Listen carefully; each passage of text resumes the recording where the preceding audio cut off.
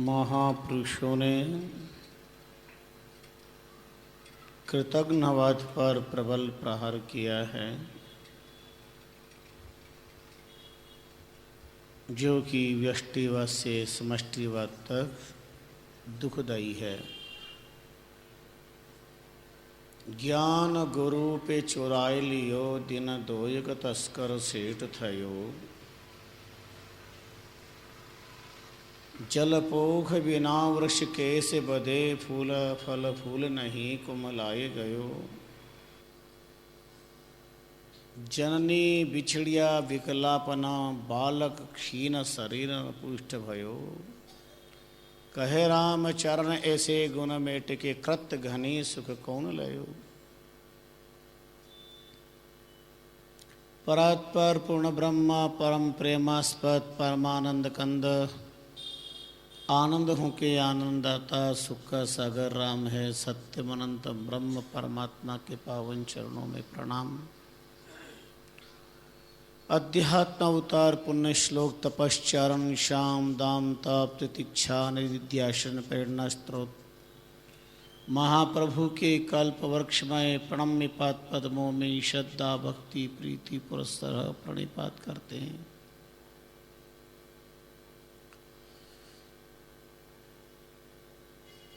मुनि चतुष्टय का तपस्मरण साधना स्थली को विन्यावनत होते हैं।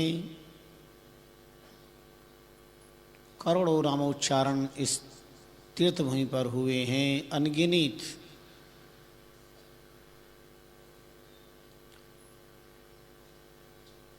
अध्यात्म के इस प्रांगण में उपस्थित होना ही अनंत जन्मों का प्रबल पुण्य है। समुपस्थित राम रस रसिक पावन संत जन, भक्ति भाव भावित भाग्यशाली भगवत चरणानुरागी ज्ञान पिपासु पुण्यात्माओं,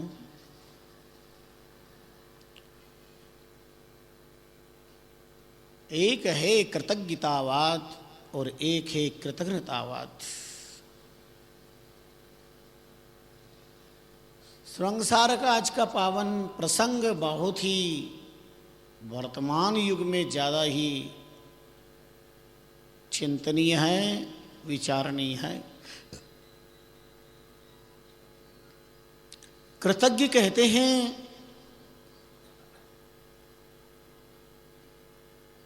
कृपा को अंगीकार करना, उपकार को स्वीकार करना, एहसान को मानना,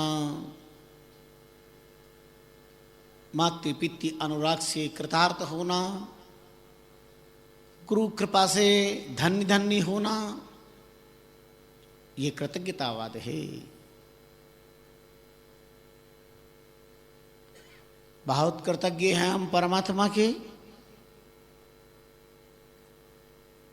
जितनी बार थैंक्स गॉड कहें उतना ही कम है।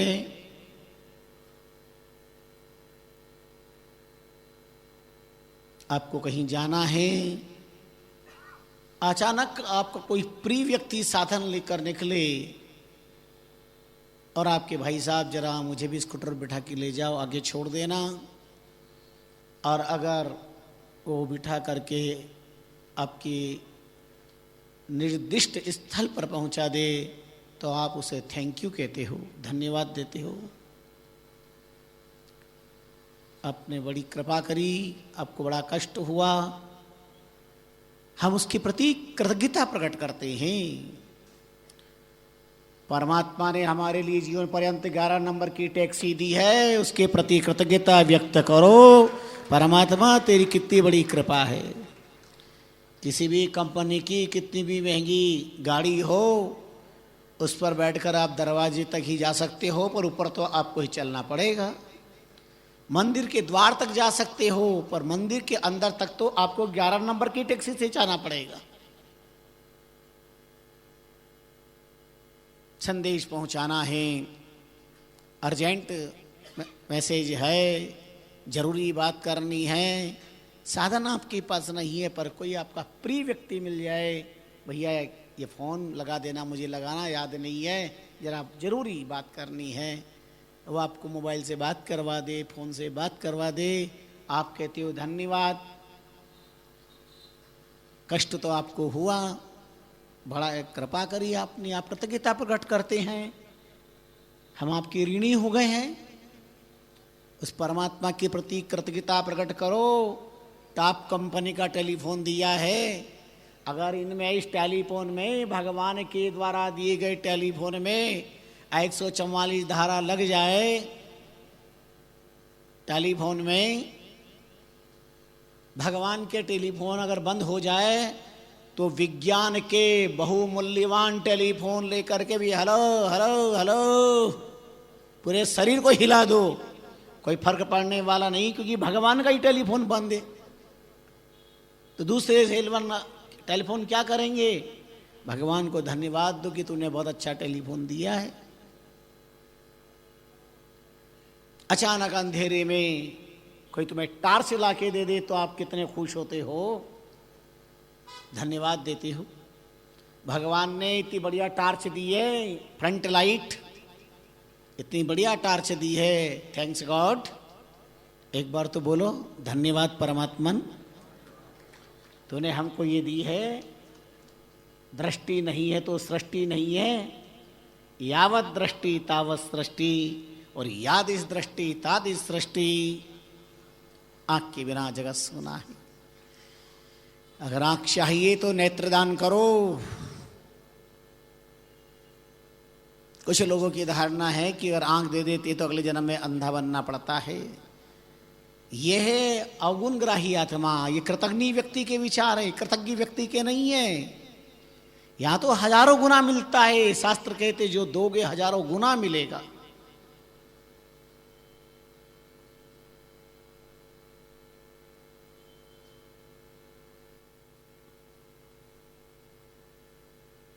सोने चांदी के प्लेट में बादाम का हलवा हो, सोना चांदी का चम्मच हो, पर वो चम्मच ये नहीं बता पाएगा कि हलवा गर्म है या ठंडा है।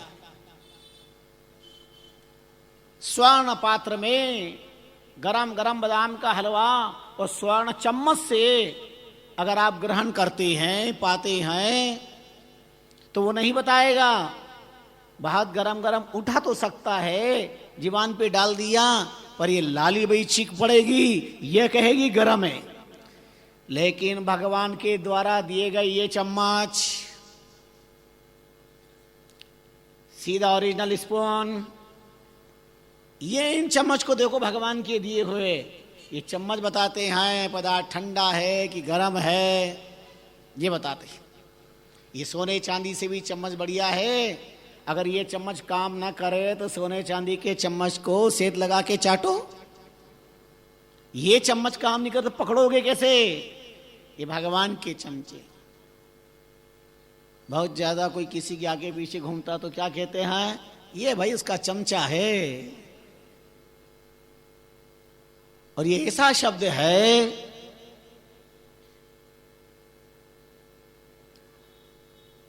बोले चमचे जहां देखो वहां तैयार मिलेंगे, एक छोड़ हजार मिलेंगे, धोती के साथ गमछा और नेता के साथ चमचा।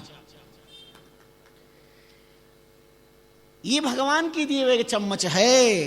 परमात्मा को धन्यवाद दो, थैंक्स गॉड, ये तेरा दिया हुआ है। तो ये है कृतज्ञता। और कृतज्ञता भगवान ने हमें मानव का एक एक अंग के लिए हम धन्यवाद देते हैं। मानव का चोला प्रदान किया, परमात्मा को जितना धन्यवाद दिया जाए उतना कम है। और भारत की पवित्र भूमि पर, इस महान राष्ट्र में जहां स्वयं भगवान ने अवतार लिया, भारतीय इतर राष्ट्र में एक भी अवतारों का, पैगंबरों का, तीर्थंकरों का कोई प्रसंग हो तो बताइए। कितना महान मेरा राष्ट्र है, देवभूमि है, चरित्र भूमि है, संस्कृति भूमि है। जिस भूमि पर भगवान अवतार लेते हैं उस भूमि पर, और वह भी मानव का छोला मिला है। भगवान की कृपा के हम कृतज्ञता प्रकट करें। क्या किया भगवान ने? हम तो हमारे कर्मों से आए हैं। ये है कृतज्ञता। गर्भ में ही सड़ जाते, मर जाते।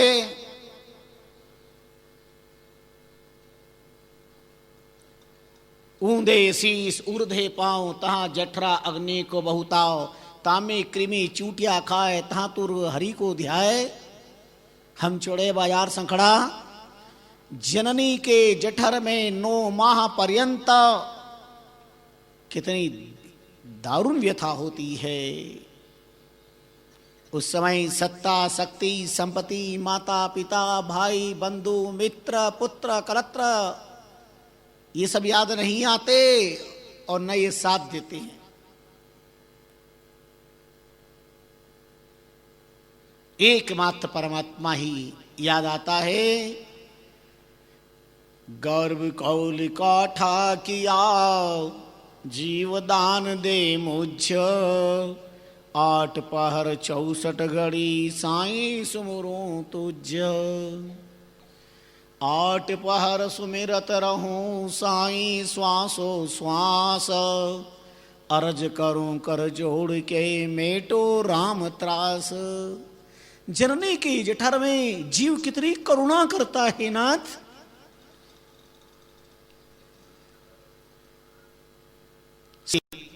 इस घड़ी को पार करो, इस गर्भ गुफा से मुक्त करिएगा नाथ। ही करुणा वर्णालय, अब दुख हरता है प्रभु। राष्ट्र के नहीं, विश्व के बड़े से बड़े दिग्गज विद्वानों को पूछो, अनंत भाषाओं के तुम विद्वान हो, पर एक भी कोई ऐसा विद्वान मिला जो गर्भ की भाषा जानता हो? कौन सी भाषा में भगवान से प्रार्थना करी? हिंदी में, अंग्रेजी में, संस्कृत में, उर्दू में, राजस्थानी में, मारवाड़ी में, मेवाड़ी में, गुजराती में, महाराष्ट्री में, कौन सी भाषा थी वो?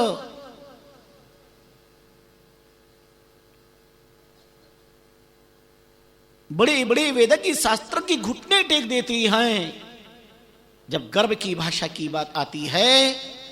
पर साक्षात भगवान कपिल बन करके गर्भ भाषा की बात बताते हैं। और महाप्रभु रामचरण जी महाराज गर्भ चिंतामणि की रचना करके गर्भ की भाषा का बहुत करवाते हैं।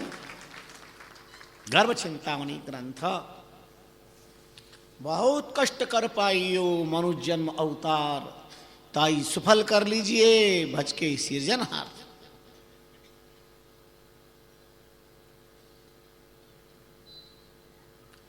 जहां प्रसव पीड़ा जननी को होती है अंतहीन, प्रसव भी पीड़ा से मुक्त नहीं होता है कोई। श्वास तक नहीं लिया जाता है। ऐसे क्षण में श्वास प्रदान करने वाले परमात्मा का ही स्मरण होता है। और जीव मां के गर्भ में वादा करके आया है। क्या वादा किया है हर जीव ने? आज कृतज्ञ बन रहा है। ईश्वर क्या है, शास्त्र क्या है, परमात्मा क्या है, कहां है? मां के गर्भ में नहीं याद आया कि कहां है तू? तब तर्क नहीं किया, तब प्रश्न नहीं किया। ये मायावी हवा लगने के बाद सत्ता, संपत्ति, सौंदर्य और यौवन को पाकर के परमात्मा के बारे में ही प्रश्नवाचक चिन्ह लगा लिए। इससे बड़ा कृतघ्नी और कौन होगा? जीव वादा करके आया, 8 पहर 64 घड़ी साईं सुमरूं तुझे। है परमात्मा, मुझे जननी के जठर की इस आग से, दारुण दुख से मुक्त कर दिया तो 8 पहर 64 घड़ी साईं सुमरो तुझ में, तुझे याद करूंगा, कभी भूलूंगा नहीं तेरा एहसान।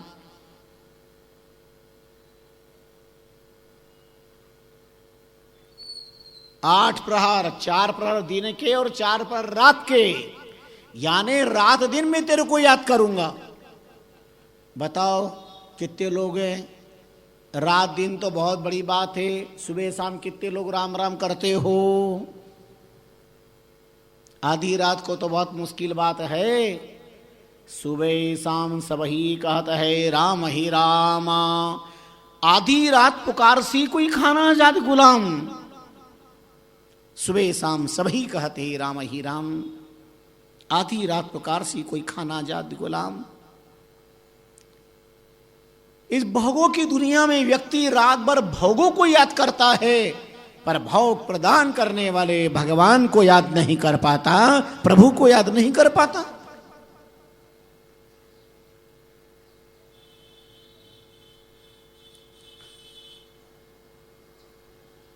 आठ पर 64 घड़ी साईं सुमरू तुझ परमात्मा में तेरी याद करूंगा।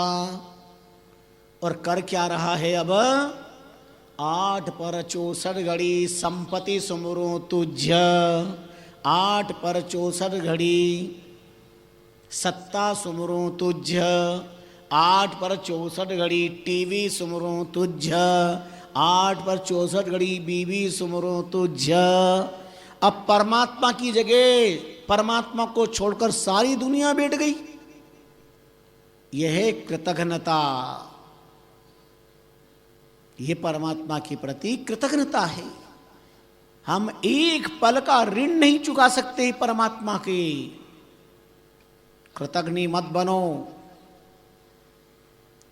कृतज्ञ व्यक्ति स्वयं को, परिवार को, समाज को, राष्ट्र को, विश्व को डुबाने वाला सिद्ध होता है। ज्ञान गुरु पे चुराए लियो, दिन धौयक तस्कर सेठ थयो। गुरु के प्रदत्त ज्ञान को चुरा करके और अपने को साहूकार मान रहा है, प्रभु की कृपा से संपन्न होकर के नकार रहा है। माता पिता की देन है संतान पर, जीवन में जड़ को ही नष्ट कर रहा है। पढ़ा लिखा व्यक्ति कहता है, बेटा कहता है मां से, मैं पैदा नहीं होता तो क्या हाल होता तेरा, मैंने तेरे हाथ जोड़े थे क्या, तू मेरे को पैदा कर।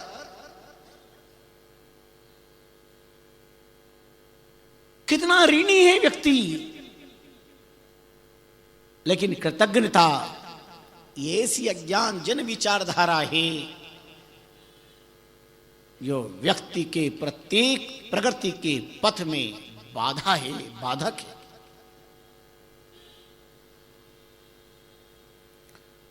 जल पोख बिना वृक्ष कैसे बधे, फल फूल नहीं कोमलाय गयो। अरे बिना जल के कोई वृक्ष का भी वर्धन होगा क्या?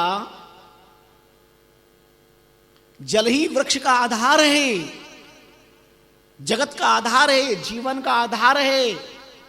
और जीवन का आधार जल है, और कोई जल को ही अंगीकार में नहीं स्वीकार करता। जल कोई जरूरी है क्या? जल से जीवन होता है क्या? तो उससे बढ़कर के और कृतज्ञ कौन होगा?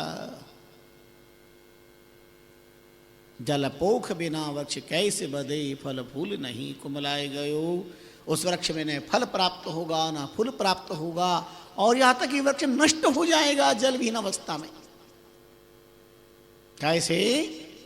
जननी बिछड़िया विकलापन, बालक क्षीण शरीर न पुष्ट भयो।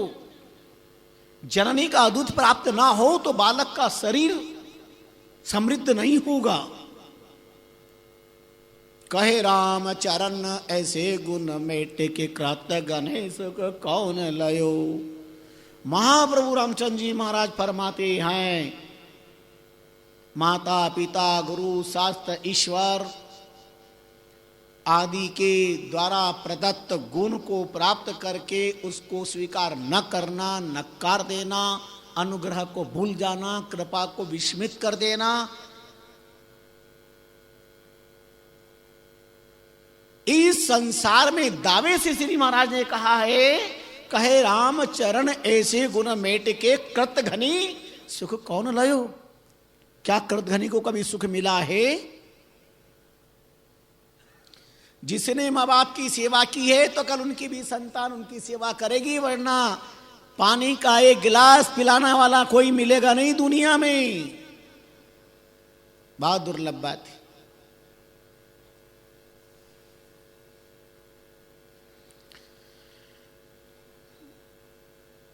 इस धरती का सबसे बड़ा अवगुण स्वामी जी को कृतज्ञतावाद लगा।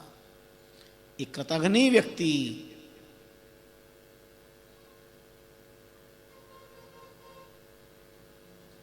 सदगुरु तो गुण की कहे सिख अवगुण कर ले, रामचरण वहां का दर्श राम कभी नहीं दे। माता पिता वडील संत सदगुरु गुण की बात कहते हैं और शिष्य उसको अवगुण में बदल लेता है। मां प्रभु परा करुणा से प्रार्थना करते, राम चरण वहां को दर्श राम कभी नहीं दे। जो गुरु के गुण की बात में अवगुण निहार रहा हो, हे राम किसी जन्म में ऐसे व्यक्ति का मुंह मत दिखाना। ऐसा कृतघ्नी व्यक्ति, उसके तो देखने से ही पुण्य नष्ट हो जाते हैं। सदगुरु तो गुण की कहे सिख अवगुण कर ले।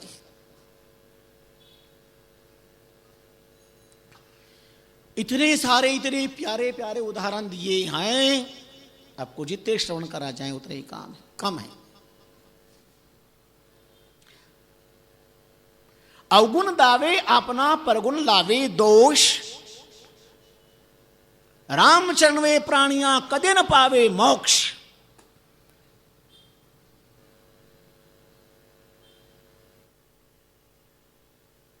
अपने अवगुण दबाने के लिए दूसरों के दोषों का वर्णन करना। अगर कहे ऐसा क्यों किया, बोले वो भी तो कर रहा है, उसको भी तो देखो। यानी आप अगर उनका जीवन भ्रष्ट है तो आप उस भ्रष्टता का उदाहरण देकर अपने को भी भ्रष्ट करना चाहते। यह है कृतघ्नी व्यक्ति। ये कृतघ्नी व्यक्ति है। अवगुण दावे अपना परगुण लावे दोष, राम चरण वे प्राणियां कदे न पावी मोक्ष। महाप्रभु कहते हैं वह कभी भी मोक्ष का पात्र नहीं हो सकता।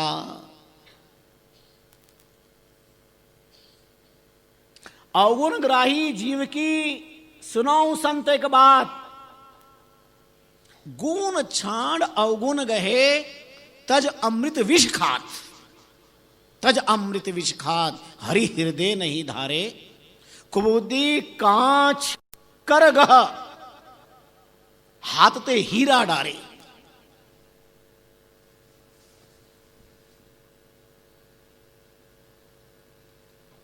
जन हरिदास कह चढ़े उतरे घात, और ग्राही जीव की सुनो संत एक बात। महात्मा हरिदास जी ने अपनी वाणी में बड़ा प्यारा संकेत किया। पर छिद्राण व्यसन मानव का एक परम दुर्गुण है। अवगुण अपने देखना चाहिए, गुण दूसरों के देखना चाहिए। इसलिए भरतरी ने, मालवांचल का सौभाग्य है, भरतरी जैसे अवंती का सम्राट गुरु गोरखनाथ जी के शिष्य शतक त्रय का वर्णन किया है। श्रृंगार शतक, नीति शतक, वैराग्य शतक, और शतक में एक श्लोक लिखा है, मनसी वचसी काये पुण्य पीयूष पूर्णास, त्रिभुवन मुपकार श्रेणी भी प्रीणयंतम, परगुण परमानुन परवति कृत्य नित्यम, निजर दिविक संता शांति संता की अंत। क्या है कृतज्ञता? परगुण परमानुन परवति कृत्य नित्यम, दूसरों का राय बराबर उपकार भी पर्वत की तरह स्वीकार करना कृतज्ञता है, और दूसरों का पर्वत तरह उपकार राय के समान भी नहीं मानना, यह कृतज्ञता है।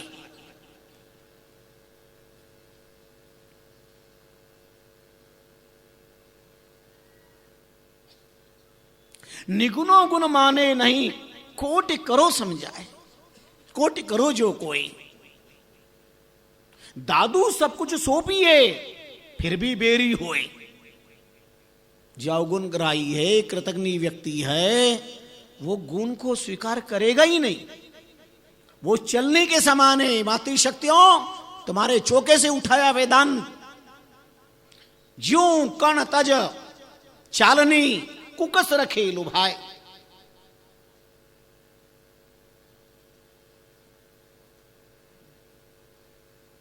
ज्यों कण तज चालनी, कुकस खेल भाई। चालनी कचरे को रख देती है और बाकी को पटक देती है, त्याज कर देती है। अपना जीवन और हृदय चालनी की तरह ना हो, सुपड़े की तरह हो। संत ऐसा चाहिए जैसे शुभ सुभाए, सार सार को गहिले और थूता दे उड़ाए। पर हमारा तो चालनी बना हुआ है।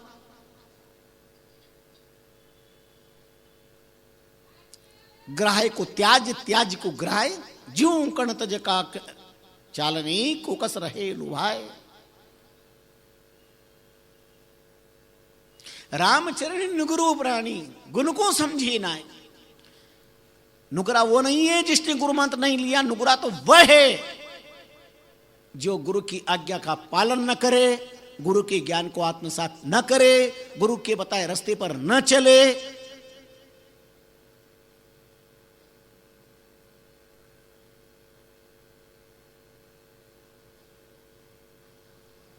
अपनी राजस्कार ने कहा सर गुरु माए,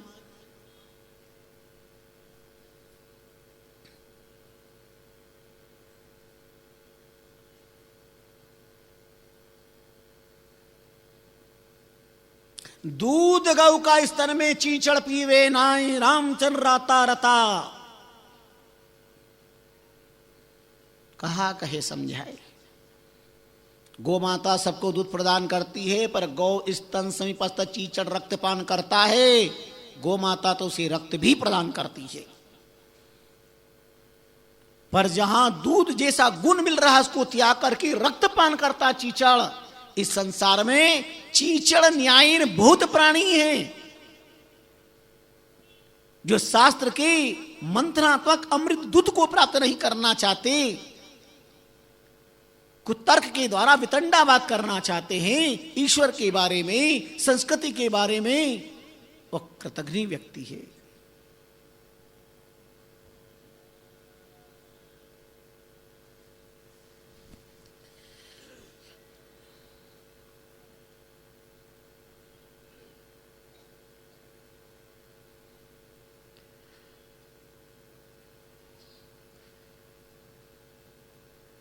किसी के दिए हुए गुण को न मानना कृतघ्नता।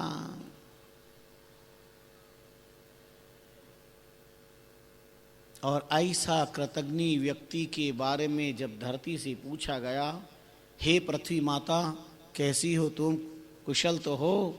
रो पड़ी ये पृथ्वी और कहने लगी मैं काय की कुशल हूं।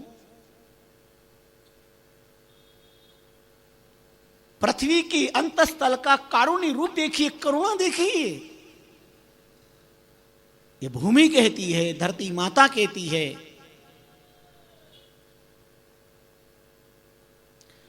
न मे भारा पर्वता, न भारा सप्त सागरम, न मे अष्टकुले भारा, न मे भारा सप्त सागरम, कृतघ्नी महाभारा भारा विश्वासघातिकम। पृथ्वी कहते हैं बड़े बड़े पर्वत हिमालय जैसे मेरी छाती पर है, उनका वजन नहीं लगता। नाम है अष्टकुली भारा, कई पर्वत है, अष्ट पर्वत बड़े विचित्र भारी हैं।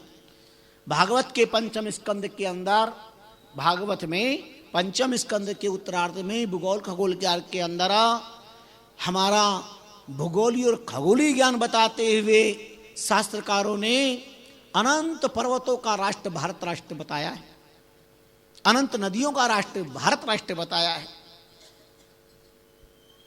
अनंत पर्वतों के नाम हैं। तो पूछा पृथ्वी से कि आपको पर्वतों का भार लगता है?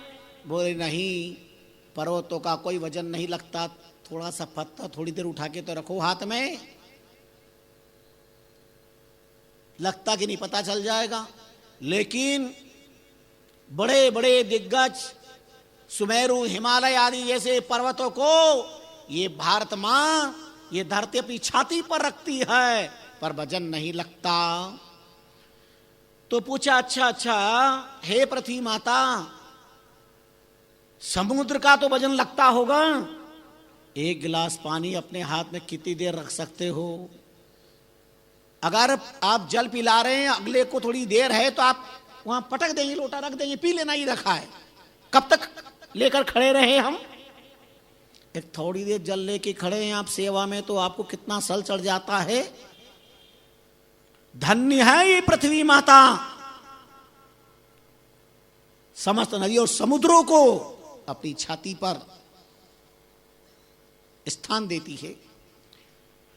लेकिन पृथ्वी कहती है कि ना में भारा सप्त सागरम, सप्त सिंधु है, ये बड़े बड़े महासागर, इनका बोझ मुझे नहीं लगता।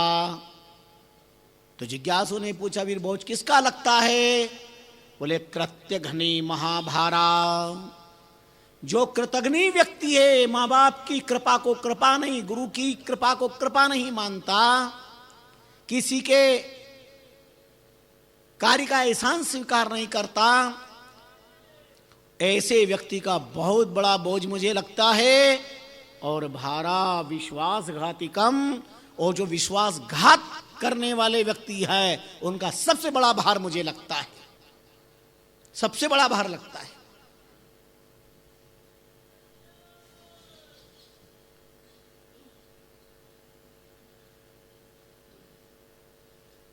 कृतघ्नि और विश्वासघाती, बहुत पास में जाकर विश्वासघात करते हैं लोग।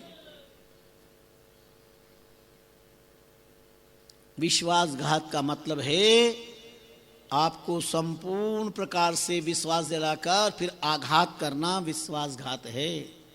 आपके विश्वास पर आघात, आपने विश्वास किया और उन्होंने ऐसा काम किया जिससे विश्वास पर आघात हुआ, विश्वासघात।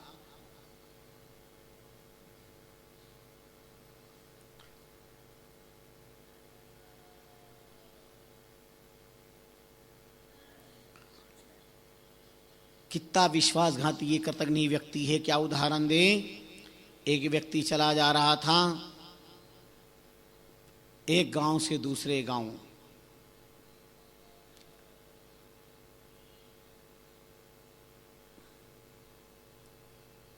ससुराल जा रहा था, वो सकुशल पहुंच गया, बड़ा स्वागत सत्कार हुआ, 2-4 दिन रहना था, रह लिया।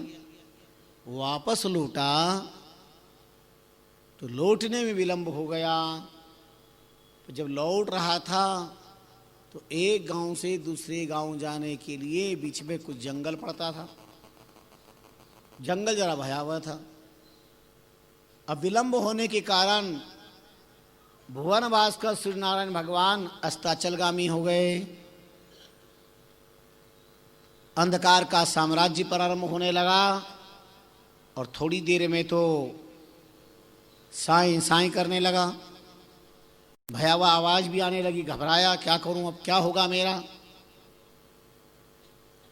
बड़ा डरने लगा। इतने में जब वो निकल रहा था तो पास में से आवाज आई, ठहरो, आगे मत बढ़ो, भीषण जंगल है और भयावह सिंह आदि तुम्हारा भक्षण कर सकते हैं। एक तो जंगल, कुछ अंधेरा, अद्भुत वाणी, कौन नहीं घबराएगा। चारों तरफ नजर डाली पर कोई मनुष्य नजर नहीं आया। अब कोई नजर ना आए और आवाज आए तो बताओ क्या दशा होगी। जंगल होगी, तुम्हारा घर हो, अगर तुम्हारे घर में आवाज आए और मनुष्य नजर ना आए, घर में टिकोगे तुम? घर छोड़ के भाग जाओगे बाहर। कमरे में आवाज आ रही, दिख तो कोई नहीं रहा, भूत प्रेत, बाप रे बाप, इंसान नहीं है और आवाज आ रही है। बिना शरीर की आत्मा की अगर आवाज आ जाए तो क्या दशा होगी।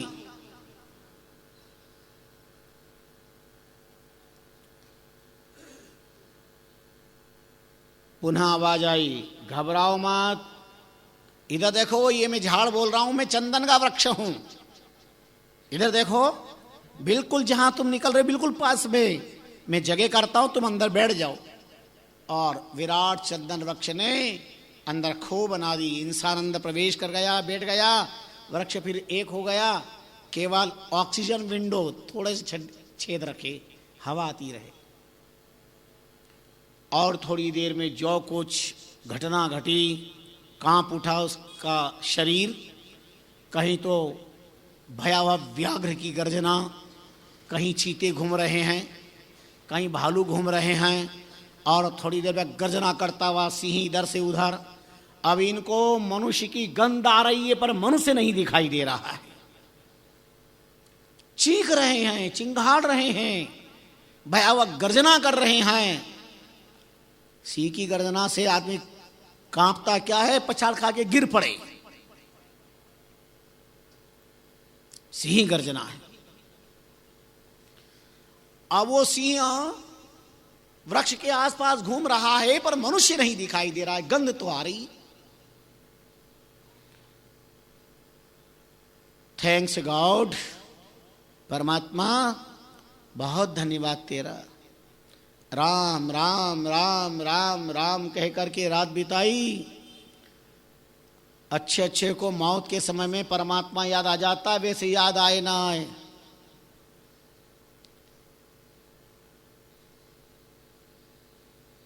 बंबई में एलिफेंटा पूज्य गुरुदेव की सन्निधि में गए थे। ये हमारे संत गुरु अंतराम जी भी साथ में थे।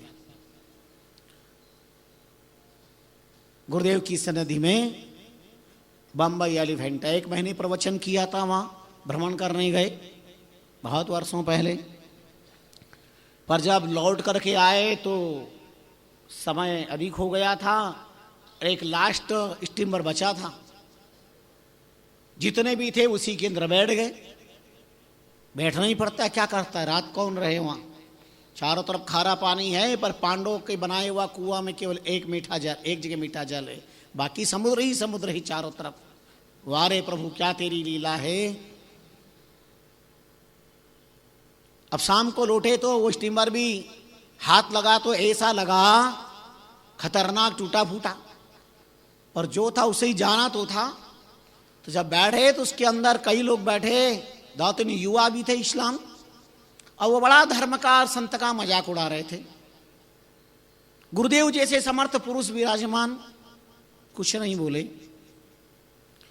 थोड़ी दूर गया स्टीमर और पानी भरने लगा। अब स्टीमर में क्या पानी भरना था, जितने थे सबकी जिंदगी में पानी भरना था। जो दशा हुई, घबराए सब। पर पूज्य सदगुरुदेव नाम लिहारी विलक्षण महापुरुष, बस राम राम राम राम राम राम राम। साथ में भक्त लोग भी थे, उन सब ने भी राम राम शुरुआत किया। तो मौत के डर से जो मजाक कर रहे थे वो भी सब होश खट्टे हो गए, और वो भी राम राम राम राम राम राम राम राम राम राम। उस राम नाम के प्रताप से जैसे तैसे किनारे लगे, वरना तो गया था जहाज पूरा का पूरा पानी। उतरते उन्होंने गुरुदेव को प्रणाम किया, क्षमा करना हम मजाक कर रहे थे, अपराध था हमारा, बहुत बड़ा नादानी थी। पर आज नाम की ताकत देख ली कि नाम के प्रभाव से यह हम रास्ता पार कर गए, और संत ना होते तो डूब जाते। भय बिनु भक्ति न हो यार। ऐसी समर्थ नाम लिहारी महापुरुष थी वह।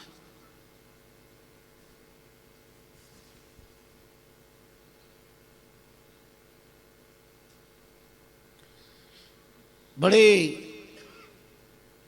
कृपालु गुरुदेव थे।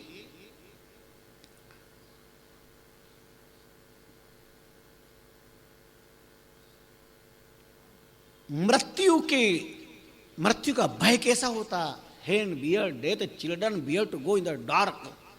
मृत्यु के भय से मनुष्य उसी प्रकार डरा करता है जैसे छोटे बच्चे अंधेरे में जाने से डरते हैं। कहने को घबरा के कह देते हैं, हे भगवान ये मौत आ जाए तो बहुत अच्छा, और मौत आके आना तो दूर है, टेलीफोन कर दे मौत, हेलो तैयार हो मैं आ रही हूं। मौत कहे कि तैयार हो मैं आ रही हूं तो कोई हाँ करेगा? मौत फुर्सत से फिर कभी आना, अभी तो मुझे है खाना खाना, अभी तो मुझे है पिकनिक पे जाना। मौत फुर्सत से फिर कभी आना, कौन चाहेगा? कहना बहुत सरल है। एक लौह सार सुई का जो कष्ट होता है, 1000 सुई एक साथ चुभाई जाए कितना कष्ट होता है, उससे हजारों गुना ज्यादा कष्ट मृत्यु के काल में होता है। हजारों गुना कष्ट होता है मृत्यु काल में।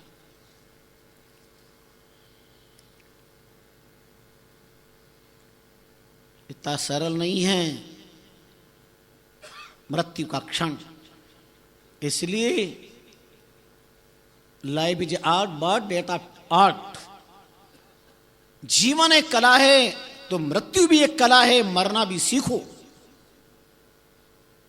जीना सीखो और मरना भी सीखो। महात्मा कबीर मरना सिखाते हैं। मोह मरने को नियमे पे मरियो हरि के द्वार, कबुक हरि भी पूसी कौन पड़ियो हे द्वार।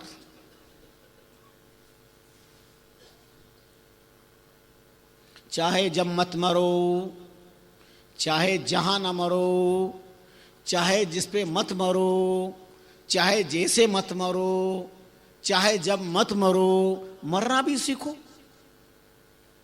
मरो तो ऐसा मरो, ऐसा मरो, ऐसा मरो कि मृत्यु की भी मृत्यु हो जाए। ध्रुव जी ने कहा, सिखाया है जीवन चैत्र से, मृत्यु की भी मुक्ति। विमान आया तो विमान तो दिव्य है, भूमि भारत की पवित्र होकर के भी ये मृत्यु होने से अपवित्र है, इसलिए विमान धरती को स्पर्श नहीं करता। उस पे चढ़ने के लिए विमान पे सीढ़ी चाहिए। तो मृत्यु देवता उपस्थित हो गए और नाम लिहारी भक्तराज ध्रुव से कहा, ध्रुव जी विमान में चढ़ना है तो सीढ़ी चाहिए। अब आप एक काम करो, अपना पवित्र चरण कमल मेरे माथे पर रख करके चढ़ जाओ, मेरा उद्धार हो जाएगा और आपको विमान मिल जाएगा। मृत्युर्मूर्धनिम पदम दत्वा आरुहादूतम गृहम। मृत्युर्मूर्धनिम पदम। और ध्रुव जी मौत के माथे पर पैर रख करके मुक्ति प्रदान करके अपरम मुक्त हो गए। विमान में बैठ करके राम नाम ध्रुव ध्यान लगायो, बसी बेकुंड बहुर नहीं आयो, भजत राम छुटियो सब कर्मा, चंद सूर्य देवे परिक्रमा। ऐसा नाम का प्रभु। मृत्यु की भी मृत्यु। अस्तु भाई, वह व्यक्ति झाड़ की कौंख में है, भयावह दृश्य देख करके कांप उठा। राम कह करके रात बिताई, जैसे तैसे रात बीत गई। सूर्य नारायण भगवान मार्तंड राज ने धरती को प्रथम किरणों से नमन किया, सारा अंधकार दूर हो गया और धीरे धीरे जंगली जीव इतस्ततः सब चले गए। उस खिड़की में से धीरे देखा, बिल्कुल शांत दांत लोग आने जाने लग गए। वृक्ष ने रास्ता दे दिया, बाहर निकल गया और उसको देखा, इतना विराट चंदन का वृक्ष, और यहां मुझे जगह मिली। इतना विराट चंदन का वृक्ष, यहां मुझे जगह मिली है। उस वृक्ष पर निशान लगा दिया पहचानने के लिए, और वहां से धीरे धीरे लौट आया अपने गांव, अपने शहर में। लेकिन आज वो घर नहीं गया, आज वो सीधा नगर सम्राट के पास में पहुंचा। राजा को अभिवादन किया और कहा, राजन एक निवेदन करता हूं। राजा ने बोलो क्या बात है, क्या निवेदन है? बोले राजन, आप तो हमारे सम्राट हैं, हमारे भगवान हैं, और भगवान की राजमहलों के ये दरवाजे ये साधारण लकड़ी के नहीं बने होने चाहिए, ये तो चंदन की लकड़ी के बने होना चाहिए। आपकी यहाँ ये काष्ठ की सारी चीजें परिवर्तन हो, चंदन की लकड़ी की बने।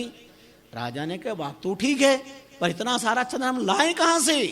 बोले सरकार इसकी फिक्र मत करिए, आज तो मुझे आज्ञा दीजिए और नौकर चाकर व्यवस्थाएं कुछ साधन कर दीजिए। राजा ने हुक्म दे दिया। कई व्यक्तियों को लेकर, साधन लेकर वो व्यक्ति वहां गया। जी चंदन के वृक्ष ने रात भर व्यक्ति के प्राण बचाए। वह व्यक्ति इतना नुगरा कृतज्ञ हुआ, राज कर्मचारियों को लाकर उस चंदन के वृक्ष के टुकड़े टुकड़े करवा दिए। ऐसा कृतज्ञ व्यक्ति था जिसने रक्षा करी। इंसान की कृतज्ञता का क्या वर्णन करे। उसे वृक्ष की पूजा करनी चाहिए थी, वंदना करनी चाहिए थी, महिमा करनी चाहिए थी। इस वृक्ष ने मेरी प्राण बचाए, लेकिन जिसने प्राण बचाए, आज इंसान जिस माता पिता से प्राण मिलते हैं उन्हीं को नष्ट करना चाहता है। जिस गुरु से धर्म प्राण प्राप्त होते हैं उनको ही नष्ट करना चाहता है। जिस परमात्मा से जीवन मिलता है उसी परमात्मा को प्रश्नवाचक चिन्ह के कटघरे में खड़ा करता है। जिस सत्य की कृपा से सत्ता मिलती है, सत्ता पर बैठकर वो सत्य को तुच्छ मान लेता है। इससे बढ़कर के सड़क से संसद तक कृतघ्नी और कौन होंगे संसार में? कौन कृतघ्नी होंगे इनसे बढ़कर के? अत्युच्च स्थिति पर पहुंच करके कोई धर्म संस्कृति ईश्वर के बारे में पृष्ठवाक चिन्ह लगाए, यह कृतज्ञतावाद नहीं है तो क्या है?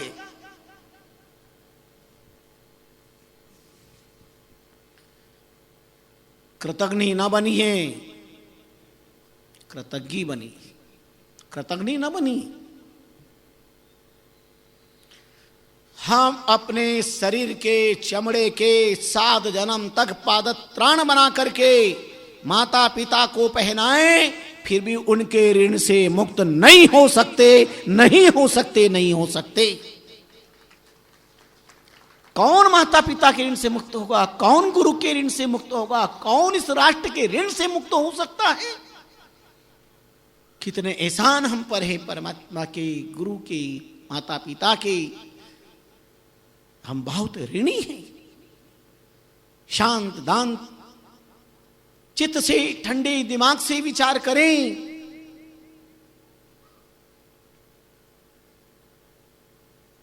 शास्त्रों ने हमें मार्गदर्शन दिया है, बड़ा पावन है संसार ग्रंथ और उनके ये सारे विषय जो दिल को स्पर्श करते हैं, छूते हैं।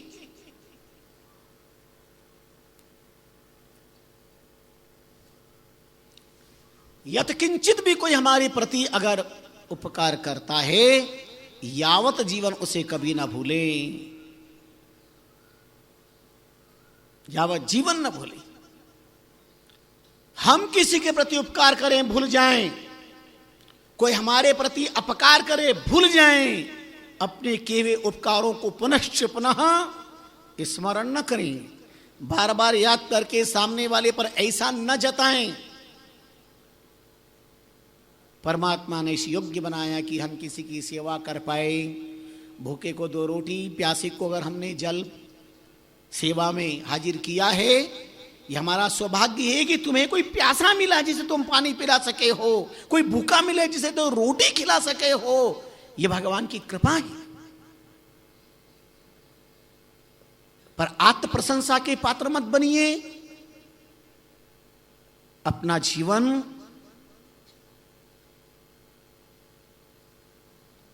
स्वयं के द्वारा ही पुण्य नष्ट करने वाला न बनाएं।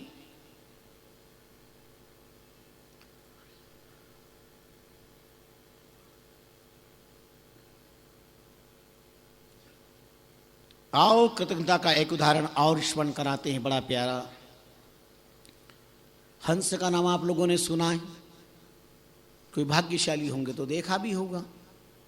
निर्बीज धरा तो है नहीं, पर चलो हंस को नहीं, बगुले को तो देखा होगा।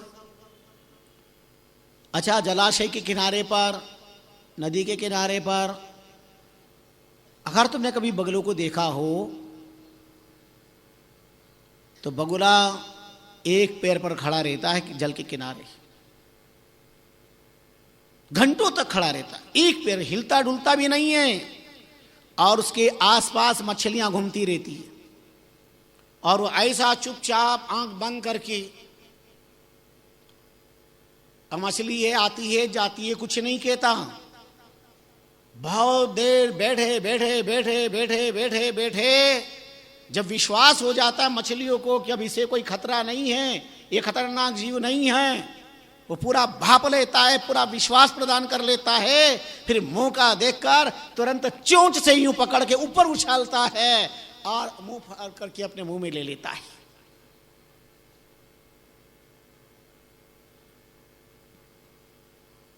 राम लक्ष्मण संवाद में बगुला न्यायन जीवन न हो, भद्र राम मर्यादा पुरुषोत्तम राघवेंद्र सरकार अपने लाडले अनुज लखन को उपदेश देते हैं। लक्ष्मण कहता है पश्चितम, ये कैसा साधक है। भगवान ने कहा ये साधक नहीं है, ये बगुले की अभिनय भक्ति है, ड्रामा है साधक का, ये साधक नहीं है। तुम देखो ध्यान से। और देखा तो मछली को पकड़ के उठा करके ऊपर फेंकता है और मुंह में झेल लेता है।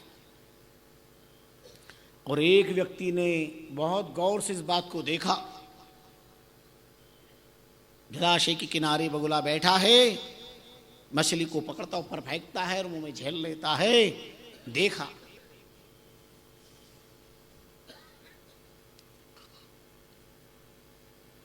गौर से ये देख करके उसने भी अभ्यास किया। एक तिनका लिया, ऊपर फेंका, यूं किया, जीवन पे झेलने का। और धीरे धीरे अभ्यास करते करते करते इतना अभ्यास हो गया, तिनके से लेकर लकड़ी का टुकड़ा लिया, ऊपर फेंकता है, झेल लेता है, पर चोट नहीं लगती ना जीवान पे ना आंख पे। और यहां तक धीरे धीरे तीखे लोहे के टुकड़ों को भी फेंक करके झेलना अभ्यास कर लिया। और धीरे धीरे फिर तो भाले को लेता ऊपर फेंकता है। और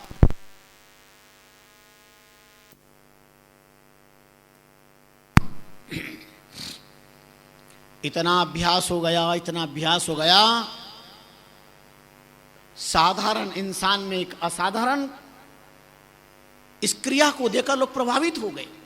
अब वह गांव गांव के अंदर ये सब अपना कौतूहल बताता है, लोग इकट्ठे होते हैं और इस प्रक्रिया को देख करके भाला लेता है, जवान पर तैरा देता है। लोग कौतूहल से प्रसन्न होकर बहुत कुछ उसको देते हैं, उसकी आजीविका चलती है। एक दिन एक नगर में राजा से कहा कि मैं कौतूहल बताना चाहता हूं। राजा ने आदेश दे दिया। राजमहल के सामने अपार जनसैलाब उमड़ा है, सावन भादों की घटावत। और इस व्यक्ति ने अपना खेल बताना शुरुआत करी। तो पहले लकड़ी लेकर, लाह सलाखा लेकर, फिर त्रिशूल लेकर के भी कई बार बता दिया। राजा ने कहा भाई ये तो बहुत गजब की बात है, ये तो जीवन में हम प्रथम बार ऐसा देख रहे हैं। उससे पूछा एक बात बताओ भाई, तुम इतना बढ़िया गुण किससे सीखे हो, तुम्हारे गुरु कौन है? मैंने कहा मेरे गुरु, मेरे कोई गुरु नहीं है, मैंने किसी से नहीं सीखा, मैं तो अपने आप ही सीखा हूं। अपने आप भी कोई संसार में कुछ सीखता है क्या? मां के पेट में कौन क्या सीख करके आया है? और जब मां के पेट में सीखा वो बाहर याद रहता है क्या, करता है क्या? कहने लगा मेरे कोई गुरु नहीं है। बोले अच्छा कोई गुरु नहीं है, आप अपने आप ही सीख गए, स्वयंभू? बोले अपने आप सीख गया। ये तो बड़ी सुंदर लीला, एक बार और बताओ। और तीखा लेकर उछाला और यूं किया, यूं करते सीधा यहां तो नहीं, सीधी आंख पे गया और आंख फूट गई। तत्क्षण कल्पनातीत कष्ट का पात्र बन गया। पता है क्यों? उसको ये कहते कि मेरा गुरु बगुला है, मैंने बगुले से ये गुण लिया है। ये कहने में शर्म आ रही थी कि मेरा गुरु बगुला है, पर सीखा किससे था? आपको तो पता है ना किससे सीखा, तो आप तो बोलो। हाँ बगुले से सीखा। आप थे क्या वहां? अच्छा चलो ठीक है, पर जिसे सीखा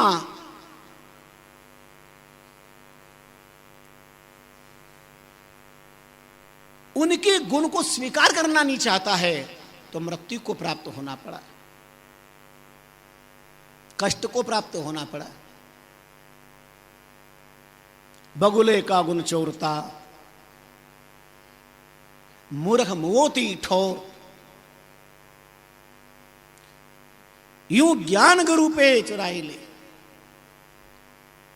तासम गुरु नहीं कोई और। जैसे बगुले से गुण चौर करके शिक्षा प्राप्त करी पर गुरु को गुरु न माना, कृतघ्नि बन गया तो मृत्यु को प्राप्त हो गया।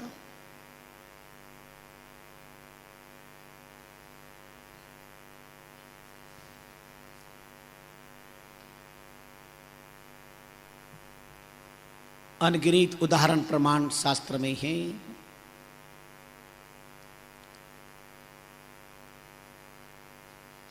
भस्मासुर भस्मी करियो, महादेव गुण मेट। औढ़दानी की आराधना करी भगवान की, भगवान आशुतोष प्रसन्न हो गए। बोलो क्या चाहिए? बोले ऐसा कड़ा दो जिसके माथे पे हाथ रखूं वो भस्म हो जाए।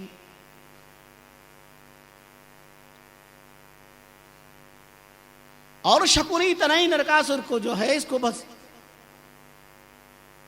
वरदान दे दिया, जिसके माथे पर हाथ रखोगे नरकासुर उसे भस्म कर दोगे। अब याद रखो, यह अनुग्रह तो भगवान शंकर ने किया था, कृपा भगवान शंकर ने की।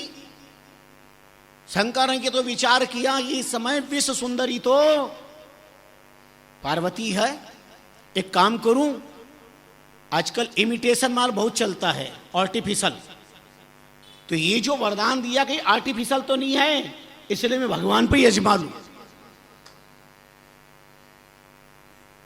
ध्यान देना, आर्टिफिशियल युग है, इमिटेशन। आजकल असली तो क्या तुम नकली सोना पहन के भी नहीं घूम सकती हो देवियों, असली तो पहनने का अधिकार रहा ही नहीं है। और इसलिए महाप्रभु रामचंद्र जी महाराज ने फरमाया, पतिव्रता फाटा लता।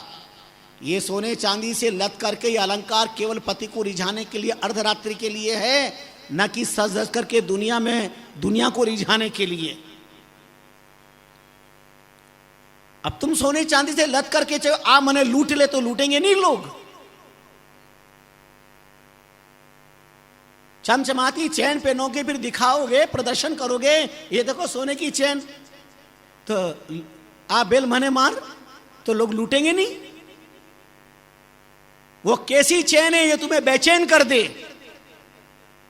पहनना हो तो सदगुरु की कंठी रूपी चैन पहनो, कोई लूटेगा ही नहीं, और जो लूटेगा उसका भी उद्धार हो जाएगा। वरना तो नकली भी लाभदायक नहीं है। बंबई के बोरीवली से एक बहन चली चैन पहनकर, एक मन चला पीछे लग गया, अंधेरी में झपट्टा मारा, आगे जाके देखा तो आर्टिफिशियल थी। चर्च गेट पे जाके पकड़ लिया उसे और एक चांटा लगाया। शर्म नहीं आती? नकली नकली माल पहन करके घूमती हो। हम मौत को हथेली पे रख करके घूमते हैं, मेहनत करते हैं, नकली माल हाथ लगता है। खबरदार अगर आर्टिफिशियल माल पहना है तो। हाँ, नकली भी नहीं पहन सकते हो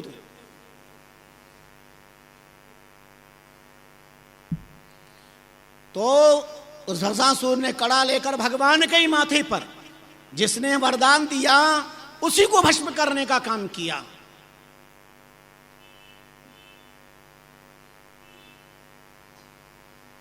भागे भगवान शंकर। भगवान की लीला थी, सोचा वर्ल्ड सुंदरी हाथ लग जाएगी। आगे भगवान विष्णु मिल गए पार्वती के रूप में, सुंदरी के रूप में। कहां जा रहा है शकुनी? नरकासुर कहां जा रहा है? अरे बोले मैं तुम्हारे लिए तो पसीना बहा रहा हूं, मेहनत कर रहा हूं, तुम्हें पाने के लिए मैं बहुत चाहता हूं तुम्हें। भगवान विष्णु पार्वती सुंदरी बने हुए थे। बोले सेम टू यू, मैं भी तुम्हें बहुत चाहती हूं, पर क्या तुम्हें पता है मैं शंकर से मोहब्बत क्यों करती हूं? भगवान शंकर नाचना अच्छा जानते हैं, इसलिए उनसे मेरी मोहब्बत है, बाकी मुझे क्या लेना देना। अगर तुम उनसे बढ़िया नाचोगे तो आज से ही उनको तलाक और तुम्हारे साथ मेरा संबंध हो जाएगा, मुझे प्राप्त कर लेना। बोला हो अभी नाचता हूं। और नाचना शुरू किया नरकासुर ने। बोले ऐसा नहीं, बढ़िया डिस्को करो, हाथ पे जरा ऊपर नीचे आने दो। और जो डिस्को करते करते हाथ ऊपर गया, भगवान ने कहा भस्म हो जा, भस्मासुर भस्मी करियो चितवत ही पर नार। स्वामी जी ने VCR चलाइए, भस्मासुर भस्मी करियो चितवत ही पर नार। भस्म हो गया।